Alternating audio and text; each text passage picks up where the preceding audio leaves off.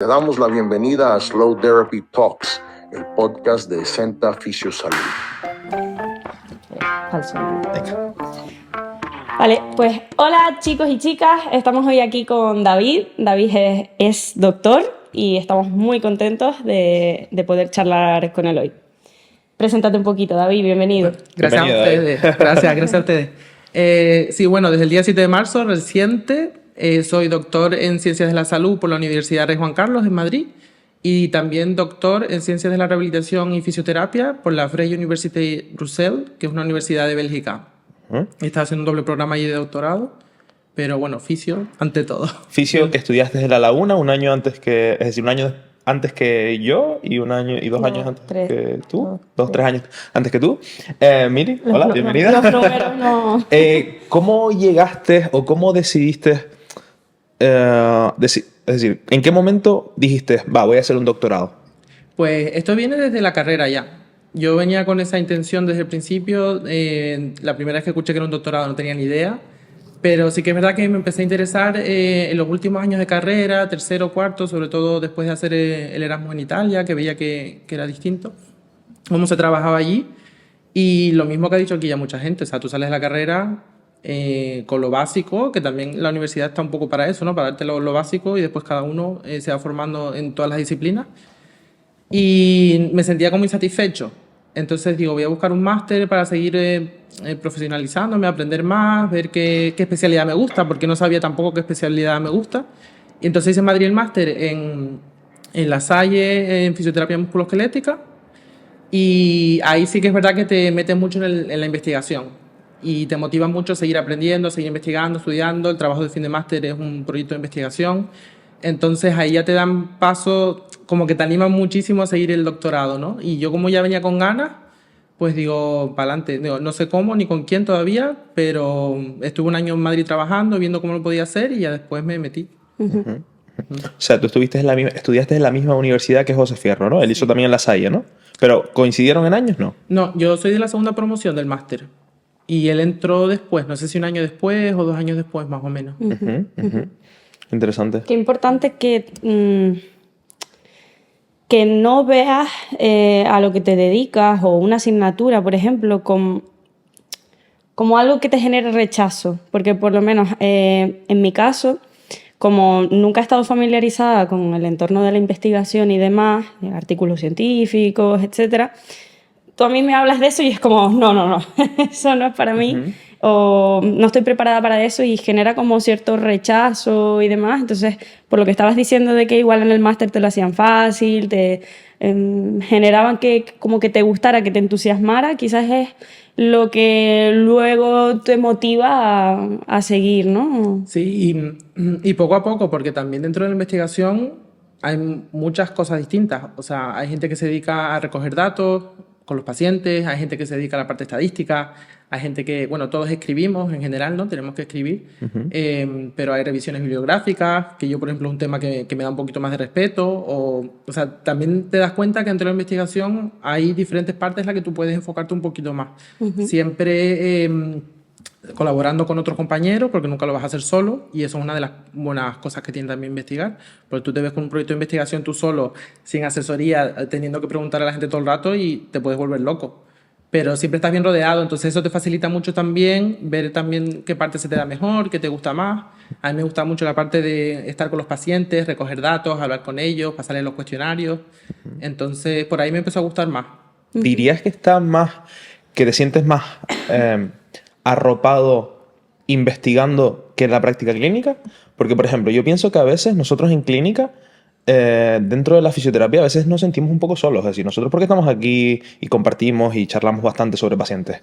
Pero es verdad que hay ciertos tipos de trabajo donde el fisio está con los pacientes y no tiene otro grupo ¿sabes? Para compartir ese conocimiento. Que a lo mejor, como tú dices, en investigación, pues siempre vas ¿sabes? Vas en un grupo o con un compañero investigando, ¿no?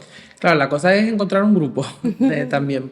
Y como todo, sí que es verdad que hay veces, como cualquier campo, que surgen pues cosas de competitividad, de ver quién hace más esto, quién hace más lo otro, ¿no? Y ahí sí que te puedes sentir un poco más solo. Y sobre todo en el doctorado también, que al principio estás con tu supervisor, pero claro, los supervisores siempre no están contigo solos, están contigo y tienen 8 o 9 más. Claro. Entonces, Para mí la clave ha sido encontrar un grupo de investigación que es el propio de la universidad y con mis propios compañeros pues hablar, intercambiar información y ayudarnos entre todos. Entonces, a nivel de compañerismo con mis compañeros de doctorado, sí que es verdad que estoy súper agradecido. O sea, gracias a ellos, cuando a mí me falta algo, ellos enseguida saben hacerlo y me lo resuelven, o al revés, o ellos me preguntan y yo, cada uno dentro de sus posibilidades, ¿no? Pero luego la práctica clínica, yo es que he estado más en la atención primaria siempre, y ahí sí que es verdad, pues no estás tú solo tampoco. Si estás tú, normalmente yo he estado con grupos con 3 fisios más o con 4 más, que estamos todos a la vez en la sala, menos cuando pasamos consulta.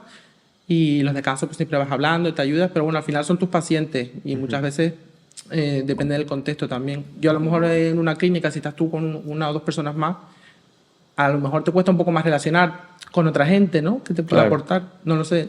Sí, depende del Claro, perfil. todo depende. Tú, por ejemplo, cuando trabajaste así con más compañeros, ¿se hablaba mucho sobre pacientes o hablaban más de movidas entre ustedes? Creo que más de movidas entre nosotros. Sí, ¿no? Sí. Es que es Yo complicado pienso que también, sí. ¿no? Porque... Es cierto que cuando yo entré, por ejemplo, en el primer trabajo, era como la nueva, o sea, y la que recientemente había terminado la carrera. Entonces, como que tienes más ganas, ¿sabes? Como que era yo la que estaba todo el rato. ¿Y esto cómo lo tratas? ¿Y este paciente qué puedo hacer? Y el otro fisio, no porque sea peor fisio, ni mucho menos, sino como que ya está No estaba en ese un poco mood. más pasota, ya miras otras cosas, porque es que es lo normal, ¿no? Entonces sí, se hablaba más de otras cosas que de fisioterapia. Sí. Qué curioso. Vale, entonces terminas el máster y dices, voy a hacer el doctorado. ¿Cuál fue el primer paso que hiciste? ¿Tuviste que buscar un sitio donde hacerlo? Sí, Y siempre elegir, cada universidad tiene su programa de doctorado y yo lo primero que hice, yo tuve uno de los profesores del máster que me enseñó la parte de fisioterapia invasiva, me encantó cómo daba las clases y el primero que se me vino a la cabeza fue él. Y yo el primer paso que di fue ir a hablar con él.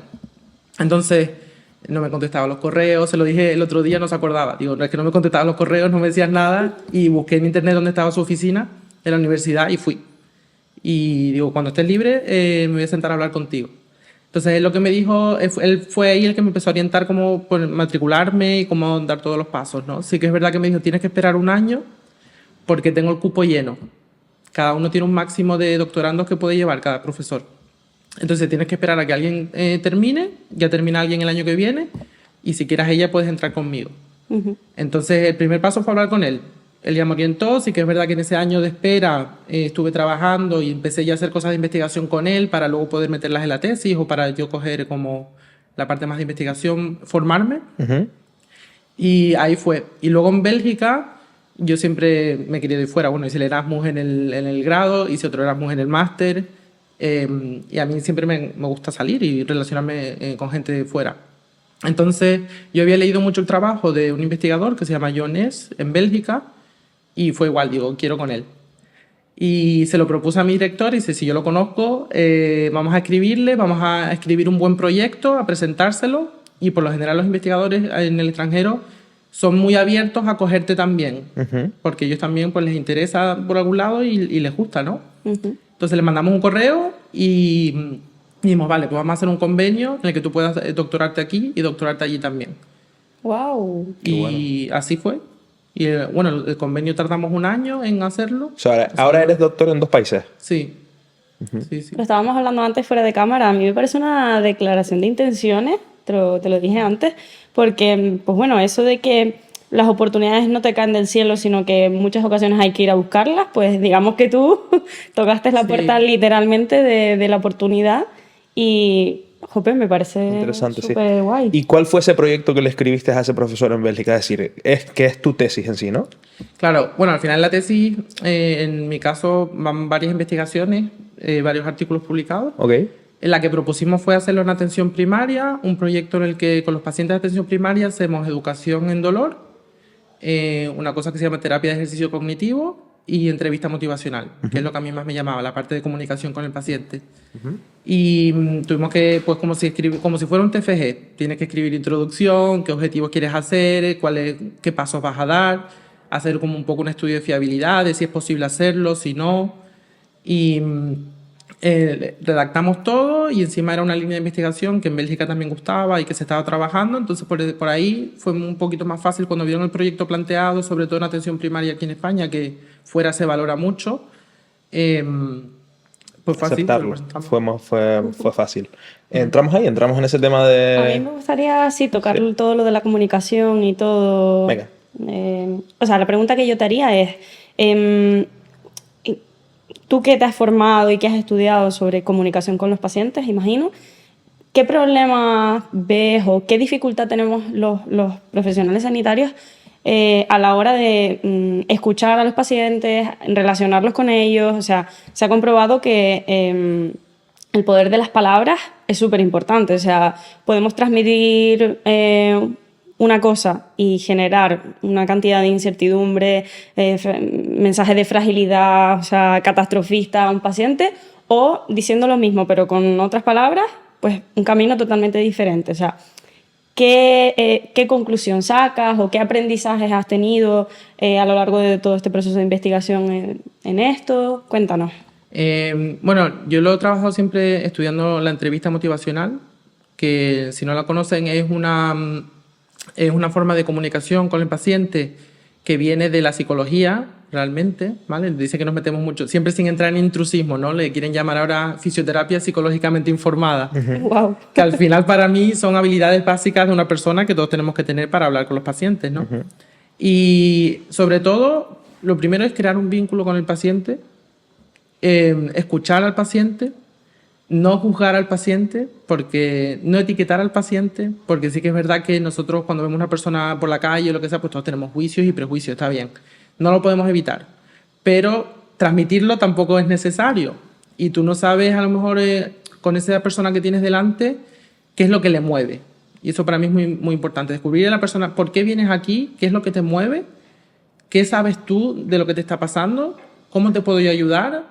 Y hay un poco un intercambio de información que sea una conversación, más que un estilo de comunicación de yo soy, se llama la trampa del experto, de yo soy el que he estudiado, yo soy aquí lo que te voy a poner, este es mi nivel y tú me tienes que escuchar y vamos a hacer esto, imponiendo cosas a los pacientes, ¿no? Claro. Que muchas veces lo hacemos porque tenemos ganas de ayudar, no lo hacemos con maldad, pero sí que se nos puede ir un poco por ahí sin realmente darnos cuenta que hay una persona delante que a lo mejor le interesa otra cosa o tiene otros problemas que se nos están pasando por alto, ¿no?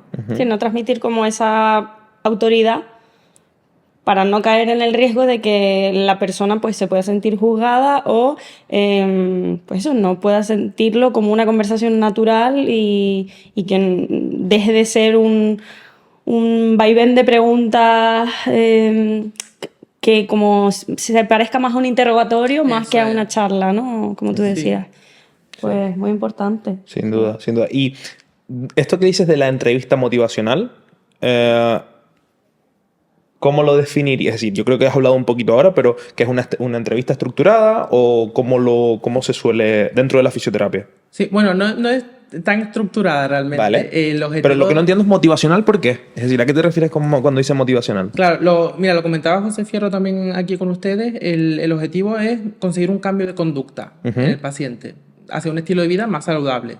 Obviamente, cuando tú le dices a una persona que toma mucho alcohol, que es alcohólica, y no bebas alcohol, eso no le va a cambiar nada, lo va a seguir haciendo. Es decir, no hagas esto, no va a tener ningún sentido porque la persona ya lo sabe, lo que está haciendo mal.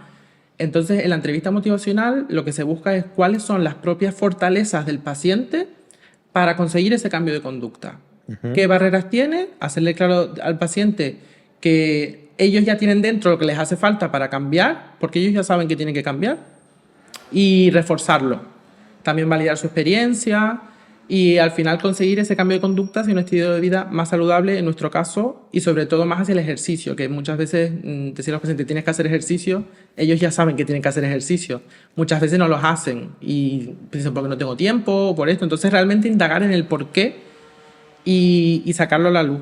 Y hay muchas, dentro de la entrevista motivacional, pues hay muchas estrategias, sobre todo las preguntas abiertas, no preguntas de sí o no, como un interrogatorio, como tú dices, ¿no? Sino preguntas abiertas. Bueno, ¿cómo te ves tú haciendo esto? O en tu día a día, ¿qué crees que podías hacer para incluir un poco más de ejercicio en tu dieta, ¿no? En tu día a día.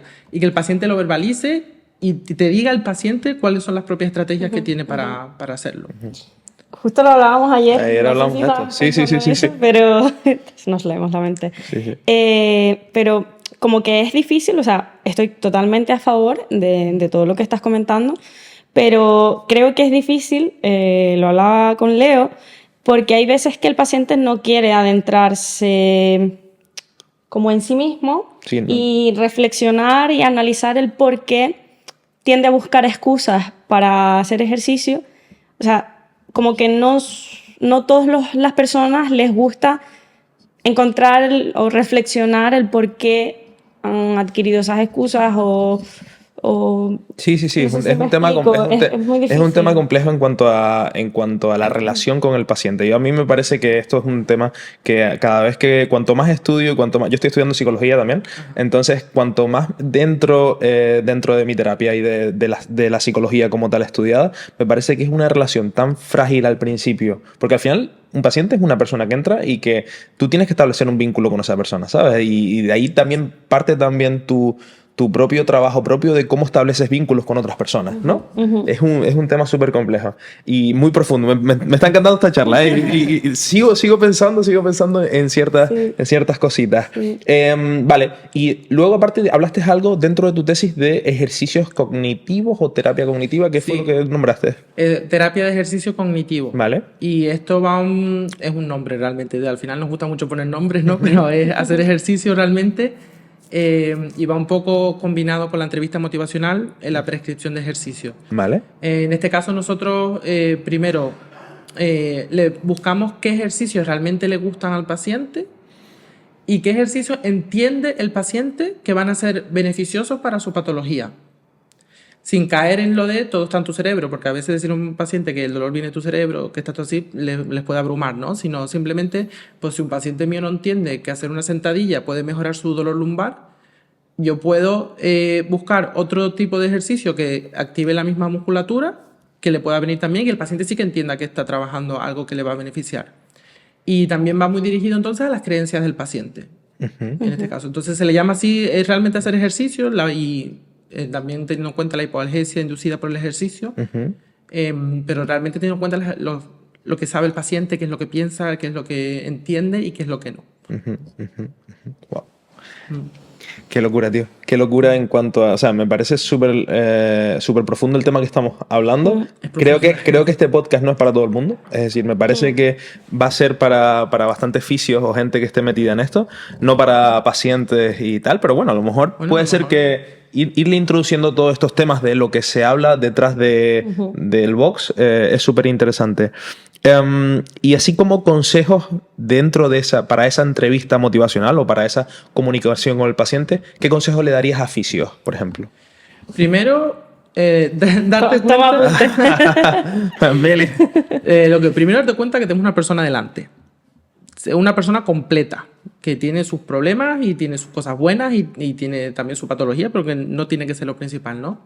Después lo esencial es el vínculo, la alianza terapéutica con el paciente y estar muy pendiente de que hay veces que ese vínculo se puede romper a lo largo de las sesiones. O sea, tener un vínculo, dices, ya este paciente creo que he creado un buen vínculo con él, estamos súper cómodos los dos, tomando decisiones en conjunto y a lo mejor puede pasar algo a lo largo de las sesiones que se pierda ese vínculo. Entonces hay que cuidarlo y estar muy pendiente de eso.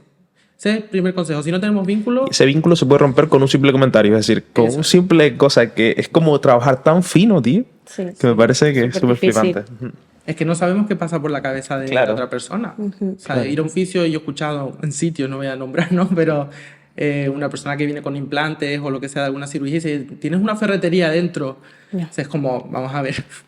Está bien, puede ser gracioso el comentario, todo lo hemos escuchado, pero ¿cómo le está afectando a esa persona que tú digas eso, ¿no? Tener mucho cuidado con lo que vas a decir y que el paciente, y saber cómo el paciente se lo puede tomar o intuirlo. Y si se lo toma mal, pues te disculpas y intentar no perder eso, ¿no? Pero bueno, el vínculo es esencial. Después la escucha activa, escuchar al paciente. Yo diría que cuando hacemos la primera consulta de fisioterapia para llegar al diagnóstico, no solamente centrarnos en qué cuestionario le voy a pasar, qué test le voy a hacer, sino tener una charla primero, que es esencial, crear ese vínculo, Dentro de la entrevista motivacional hay una cierta forma de respeto también, ¿no? Se llama, no me quiero poner muy técnico, pero... Dilo, sí, O sea, ponte técnico que una vamos. forma de hablar que es elicitar, proveer, elicitar. Entonces hay que elicitar desde el paciente que te cuente cosas, ¿no? Entonces en ese elicitar, decimos al paciente, por ejemplo, ¿qué es lo que tú sabes de tu dolor de cuello? Claro. ¿Cómo crees tú que te influye en tu día a día? Que el paciente te cuente. Y luego, proveer. Le pedimos permiso, hay una cordialidad. Bueno, ¿te importa que yo te cuente lo que yo creo o lo que yo sé del tema? Ya vamos con lo que nos dice el paciente. Si el paciente nos dice que sí, hacemos ahí un poquito de educación, nuestra parte de educación ya al paciente. Y luego volver a licitar. Entonces le dices al paciente, bueno, según lo que hemos hablado, lo que me has contado tú, lo que te he contado yo, ha cambiado tu percepción, qué es lo que piensas ahora, y que el paciente verbalice y ver si realmente ha habido un cambio de creencias también que pueda tener. Con estos son algunos de los truquitos, ¿no? Sí, súper interesante. Lo que pasa es que Sí. esto, o sea, yo creo que lleva tiempo. Es decir, Es difícil que de... en una sesión, Sí. al principio, alguien que... Imagínate los típicos pacientes que nunca han ido al fisio, ¿sabes? Que te llegan primera vez y vienen súper nerviosos. Sí. A mí me cogió una paciente cita hace tiempo ya y me llamó y me decía, pero yo quiero coger cita, pero lo que no quiero es que me hagan daño. Joder, qué importante es. ¿Sabes? En plan, ¿cómo ya empiezas a hacer, cómo ya empiezas a registrarte? Porque todo eso es historia clínica al final, ¿no? Es decir, ¿con qué creencia viene ese paciente? Una expectativa. De con qué expectativa ¿Qué le viene, habrán qué habrá contado pasado, para si viene... relacionar que Sí. igual ir al fisio es que te hagan daño? Claro. El típico de tienes que sufrir y tienes que salir torcido de la consulta porque si no, no me hace efecto, ¿no? Sí, súper, Sí. súper. Me estás recordando un curso que hice con Álvaro Pinteño sobre educación y demás, que me acuerdo que una de las diapositivas, o sea, captaba la atención indudablemente, porque te ponía, no recuerdo el número, pero te ponía un número súper en grande, o sea, que ocupaba toda la diapositiva, que creo que eran 23 segundos, 23 S, algo así, y ponía los fisios o los profesionales sanitarios tardamos una media de 23 segundos en interrumpir al paciente.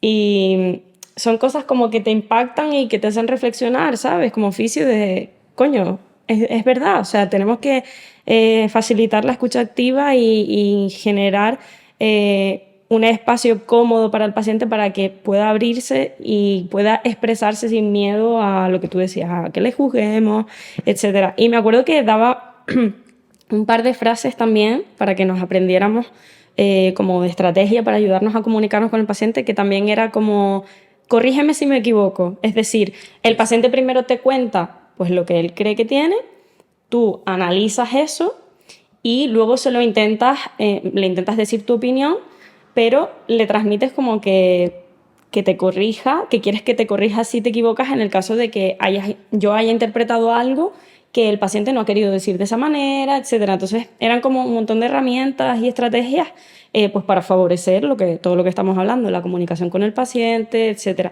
Y te pones a analizarlo y es que es súper difícil, o sea, también nosotros, o hablo yo por mí personalmente, tengo que estar un poquito relajada, tengo que no estar muy nerviosa y muy pensando todo el rato todas las palabras que digo, porque si no, pues como que el paciente también puede notar nerviosismo por mi parte y eso entiendo que también puede influir a mal, ¿no? Igual el paciente dice, esta está nerviosa, igual esta cree que no puede ayudarme, o igual he dicho algo que está mal, entonces creo que es súper interesante todo lo que estamos hablando y que todo fisioterapeuta o profesional sanitario debería incluir, pero creo que también es súper difícil, ¿sabes? Normalizar que, yo qué sé, para alumnos que puedan estar escuchándonos y demás, que no se angustien también, me imagino, ¿no? Porque es que, o sea, yo llevo años ya de trabajo y a mí estas cosas todavía me siguen costando por momentos. Claro, totalmente. Bueno, entremos un momento, una parte ahora en lo que es la presentación de la tesis, ¿vale? Volvamos a esa parte Sí. más a nivel experiencial. Es decir, a nivel de contar tu experiencia sobre cómo fue todo ese proceso de presentación y demás, por si hay algún estudiante que está haciendo el máster y quiere hacer el doctorado o está previo a presentarlo. Pues, a ver, yo siempre digo, lo peor de la tesis es el depósito. El depósito quiere decir cuando tú ya tienes tu tesis escrita, tus artículos publicados, o no hace falta que estén todos publicados, ¿no? Pero tienes ya tu tesis, tu documento. El depósito es lo que tienes que hacer es para entregar toda esa documentación a la universidad, que la valore y que te apruebe la defensa. Para mí ese es el peor paso porque lleva mucha burocracia, hay que saberse muy bien las normativas, hay veces que te obligan a subsanar, hay documentos que te rechazan, tienes que pedirlos de nuevo, pedir muchas firmas de mucha gente, es como todo un proceso que tienes que hacer un periodo de tiempo muy corto y puede ser muy abrumador. Yo a la gente que le he preguntado o compañeros míos que me lo han dicho han sido siempre todos coinciden en que lo peor de la tesis es depositar, más que la defensa en sí.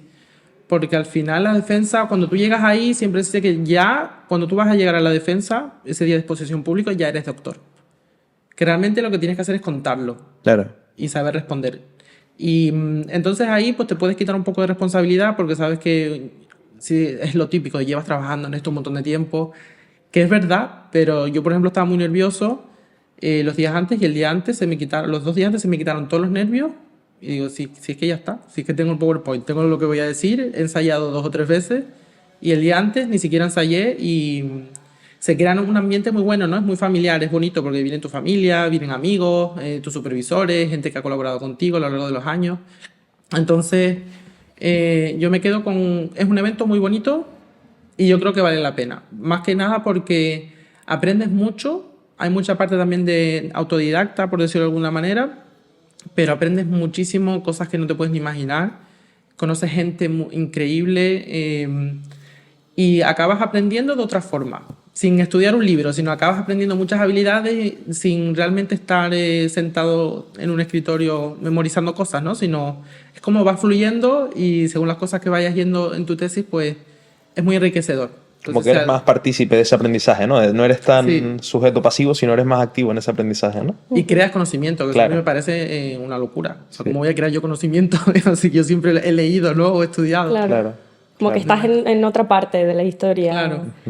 Y qué guay que nos comentabas, no sé si lo puedo decir, un poco los objetivos de ahora, ¿no? De que te gustaría pues ser docente también y demás. Y yo estaba pensando, jope, qué importante sería que en profesiones como la nuestra nos enseñe gente joven, gente actualizada, de cara a nuevos profesionales, ¿no? Que vayan saliendo.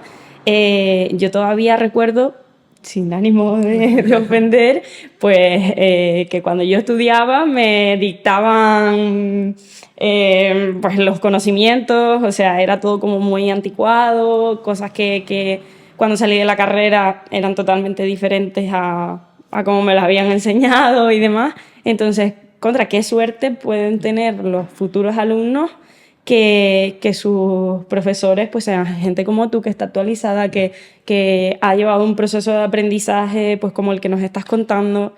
Joder, creo que es un beneficio para ellos y un beneficio para las personas y la salud en el futuro, porque la gente que enseñe es la que luego va a tratar a más gente. O sea que tiene una incidencia súper importante. Sin duda. Y a nivel personal, ya esta es una pregunta un poco más personal. ¿En qué te ha cambiado el doctorado?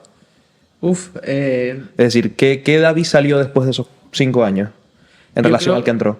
Yo creo que he salido más centrado tanto en mis objetivos como a lo que me quiero dedicar. Eso me ha servido muchísimo. Y me ha servido para darme cuenta es que al final, por eso, de que todos somos personas, dejar la hostilidad de un lado, ayudarnos, crear un ambiente bueno, como tú dices en general, como no voy a hacer las cosas para luchar contra el otro, sino para poder yo compartir con el otro, ¿sabes? Qué bueno. Y porque sí que es verdad que al principio puedes entrar en un ambiente entras a un máster y te encanta todo lo que están diciendo y te vuelves como un poquito obsesivo con eso, ¿no? Y intentas contárselo a todo el mundo y te piensas que esa es tu verdad, ¿no? Pues me ha servido para darme cuenta de que realmente es una parte que puedes tener en cuenta, has aprendido esto, pero que también hay otras cosas que todo es válido, ¿no? De alguna manera, bueno, no todo, hay cosas que es mejor no hacer, ¿no? Pero que casi todo tiene su sentido y es válido de alguna manera. Entonces, yo creo que para este proceso que llevas me ayuda a darme cuenta de esto también. Interesante, ¿no?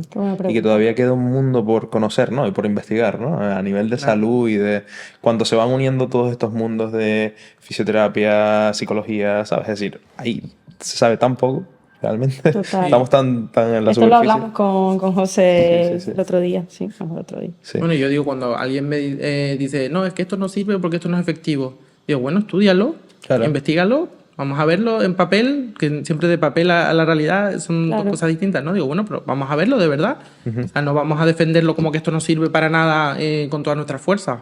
Ya. Vamos a dar un paso atrás y investigarlo, ¿no? Eso es muy interesante, David, lo que cuentas, que es...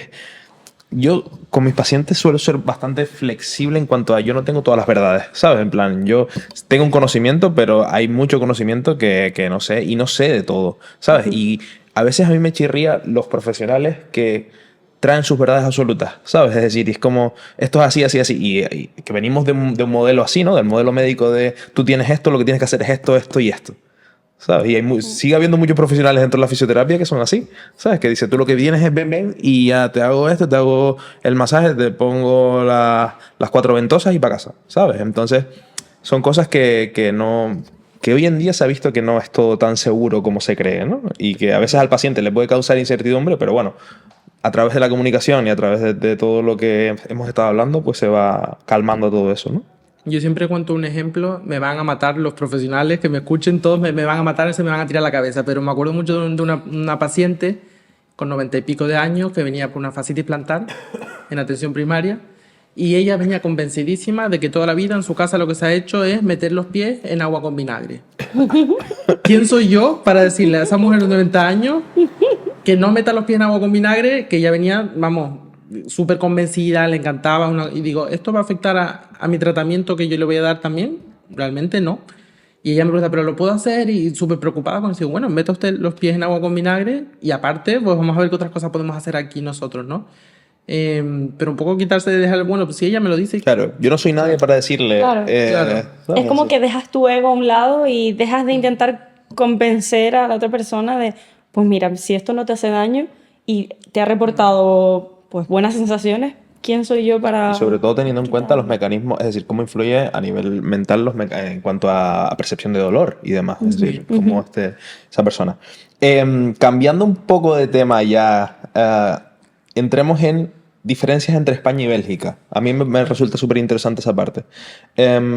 Tú que estudiaste en ambos sitios, en ambos países, ¿qué grandes diferencias ves? ¿O qué diferencias ves? Que allí son unos privilegiados. Sí. Y veo una burbuja y tanto yo como compañeros míos que luego han venido a Bélgica conmigo, se los hemos hecho saber a ellos que tienen un privilegio increíble porque en España hacer un doctorado, si no consigues una beca, que la más famosa es la FPU, que es formación de profesor universitario, que tú tienes un sueldo por hacer tu doctorado, investigas, todos los meses vas cobrando, entonces te puedes dedicar solo a eso. Pero en España no es lo normal. Yo, a la vez que estaba haciendo el doctorado, llegué a estar con 3 trabajos a la vez. Y el doctorado a tiempo completo, porque estar en Madrid te tienes que mantener, por supuesto la familia te ayuda siempre, pero tampoco quieres dejar que tu familia te haga todo, ¿no? Uno quiere valerse por sí mismo. Y allí en Bélgica hay una modalidad de beca a la que optan, que casi todos mis compañeros que estaban allí la tenían, menos uno que la estaba aplicando y ya se la habían aprobado, que ellos pues cobran sus 2.000 y pico euros al mes por hacer el doctorado, no pagan impuestos, porque si eres estudiante de doctorado no pagas impuestos, o sea, el neto y el bruto es el mismo, y te puedes dedicar a ir a una oficina que te ponen tus cafés, te traen fruta, te traen tus comidas, que está súper bien. Estás con compañeros que entre todos colaboran todos se conocen, y se pueden dedicar a eso como si fuera un trabajo más. Eso es un lujo, o sea, un privilegio, pero no... sí es que es verdad que el doctorado lleva mucha autonomía allí también, y ellos tienen que pues, sacar sus investigaciones y sus cosas, pero es en otro ambiente, en otro contexto, con una estabilidad económica, y claro, al final pues todos sacan proyectos increíbles y hacen investigaciones que son... Claro, porque te da la tranquilidad para estudiar, ¿no? También, es decir. Y eso en el contexto pues económico, etcétera, pero... a nivel cultural, ¿cómo se ve mejor a la fisioterapia también? ¿Se nos valora más? La parte clínica, ¿te refieres? Sí. Es decir, en la clínica. Sí, o sea, ¿está mejor valorada la fisioterapia? Mira, pues allí primaria no hay, por ejemplo. Allí la atención primaria son clínicas privadas y obviamente tú allí tienes que pagar, pero sí que es verdad que en todo el país los precios están estandarizados. Es decir, si tú vas a hacer un tratamiento de dolor de cuello, tiene que costar esto. y todos los del fisio del país tienen que cobrar lo mismo. Entonces el modelo de ellos es, están acostumbrados a me pasa esto, voy a mi fisio, que normalmente suele ser en la casa, son casas grandes que tienen como un sótano o algo adaptado a la clínica, y van muy directos a eso, ¿no? O sea, sin pasar por el médico directamente, o a veces sí que pasan, pero bueno, como una clínica privada que más hoy en día, ¿no? Lo que se estila, lo que sí que el gobierno les devuelve una parte de ese dinero. Pero no tienen que ir al médico primero. Es decir, Para todo no. Si es en especializada, sí. vale. Y muchas veces vas al médico y el médico te dice vete a fisioterapia si el paciente no lo sabe. Pero más o menos igual, allí por ejemplo punción seca no pueden hacer. La hacen como medio así de extranjis, ¿no? Como justificando de alguna manera, Claro. pero... En Alemania tampoco, ¿eh? ¿No se puede no hacer podía. punción seca? No, no. En Suiza sí. En Suiza sí lo puedes hacer. Hasta cuando yo me fui estaba. Pero ¿y pues, por qué porque no está regulado, es decir, ¿no? Claro, es invasivo. Es invasivo. Claro. Solo pueden pinchar los médicos. Por ejemplo, en Alemania. Sí, allí es igual. Que luego en investigaciones, a veces en clínica, pues todos se forman Claro, y hacen sus cositas, ¿no? Pero sí que me gustaría también decir que en España tenemos muy buenos oficios, ¿eh? Sin duda. O sea, sin duda. no por decir esto de que estén ellos ahí Sí, un poco sí, más de sí. privilegio, para nada. Tenemos aquí profesionales increíbles y gente que no hace falta ni hacer un máster ni un doctorado, sino que son buenos clínicos, con mucha vocación y tenemos cosas muy buenas y tenemos la atención primaria que para los pacientes también es un lujo, ¿no? Aunque haya listas de espera largas, ¿no? Que eso ya es otra cosa.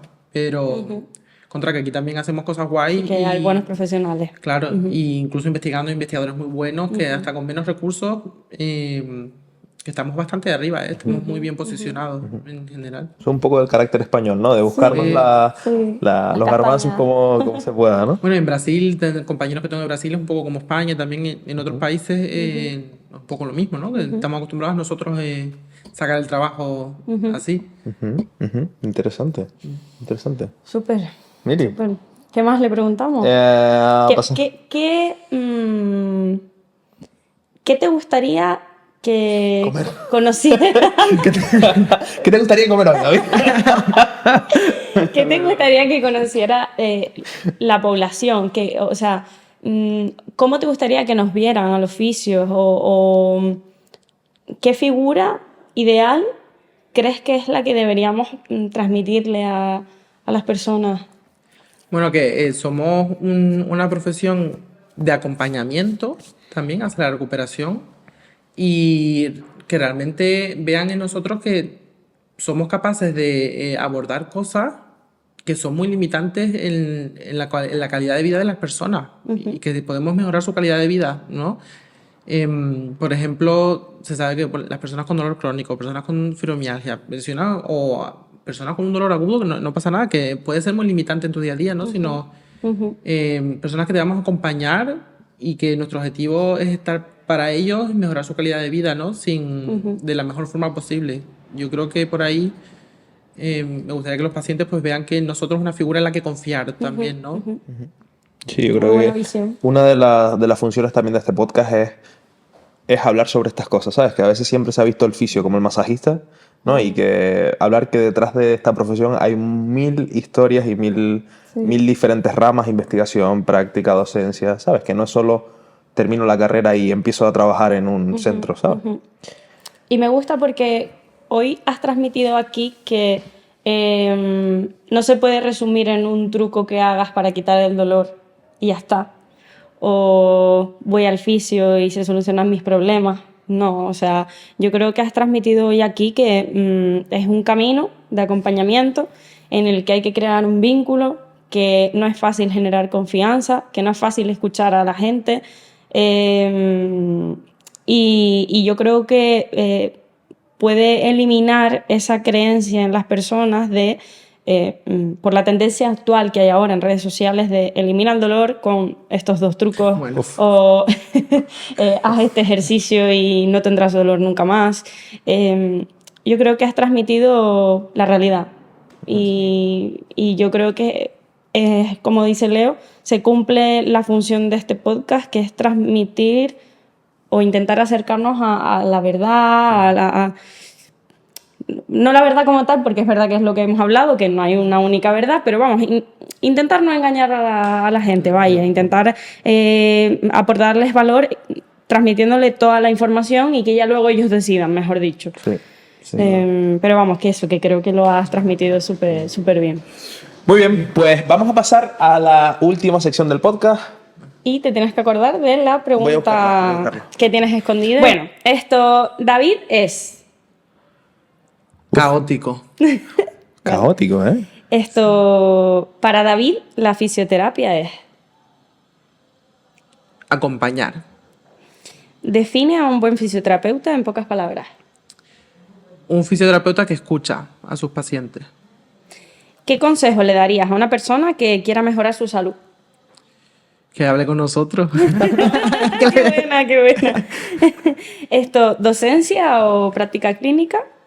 Uy, las dos no se puede, ¿no? No. Me voy a ir para la docencia ahora en este caso. Vale. La primera herramienta que te hayas comprado como fisioterapeuta. ¿Sabes qué fue la primera? El goniómetro. Cuando Vale. en la carrera. El goniómetro. Wow, goniómetro. Qué bueno. Mira, Tú tienes uno, ¿no? yo tengo uno, sí. Que ya no lo uso, pero...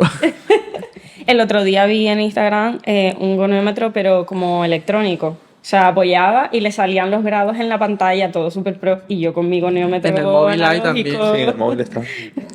Ah, pues mira. Y yo con el mío de la Hombre, vieja tú usanza. usas bastante las medidas estas del iPhone, ¿eh? Que no te compras metros, sino lo mides todo con el... Ah, bueno, sí, ese sí. Pero en fisioterapia no. Ya. En fisioterapia soy bastante clásica. Discúlpame. Un lema que tengas en tu vida. Pa'lante. Pa'lante. Adelante. Muy bien. Y invitado o invitada que te gustaría escuchar aquí. Ah, muchos. Lo que pasa que, no sé si lo habrán dicho ya, muchos están fuera, obviamente. Pero a lo mejor le puedo dar como una sugerencia, que la pueden Vale. tomar o no. Traer a alguien de alguna asociación de pacientes también. Vale, qué bueno. Así que nos cuente su experiencia. Porque hay asociaciones de pacientes que se mueven mucho, van a congresos de fisioterapia incluso, están presentes, dan charlas. Entonces, alguien de alguna asociación de pacientes yo creo que podría Qué estar. buena. Buenísima. Qué buena. Ujú. Pues la lo haremos, apuntamos. lo haremos. apuntamos. Vale, David, te cuento. Esta es una sección que me inventé yo y que consiste en que el invitado anterior escribe una pregunta que solo sabe él. Entonces, y nosotros no la sabemos, entonces te la voy a leer ahora mismo. Y tú tienes que hacer lo mismo. Tú ¿Quién tienes fue? fue el doctor Faust, médico Vale. de familia. La pregunta es la siguiente. David, ¿cuánto dinero? Qué fantasma. ¿Qué es para ti un buen médico? Un buen médico. Un médico que colabora a nivel multidisciplinar. Quien está en su medicina con sus conocimientos, pero que también está en un entorno multidisciplinar. Yo creo que un médico que colabora. Ujú. Súper, Me súper. gusta. Pues muy bien, pues ya estaríamos. Bueno. Muchas gracias, David, por haber participado en Muchas el gracias. podcast, por estar un rato aquí charlando Nada, con nosotros. gracias. A Y muchas usted. gracias por tu Gracias súper por el detalle regalo, también, es que nos verdad. trajo un regalo. Te dejamos Muy ahora agradecida. que escribas la pregunta Ah, sí. para el próximo invitado y estás totalmente invitado para cualquier Para todo. cosita que te vaya surgiendo. Pues cuando quieras, este podcast será tu altavoz, si quieres. Muchas gracias. Muchas gracias. Muy bien, gracias. Nos vemos. Chao, Mili.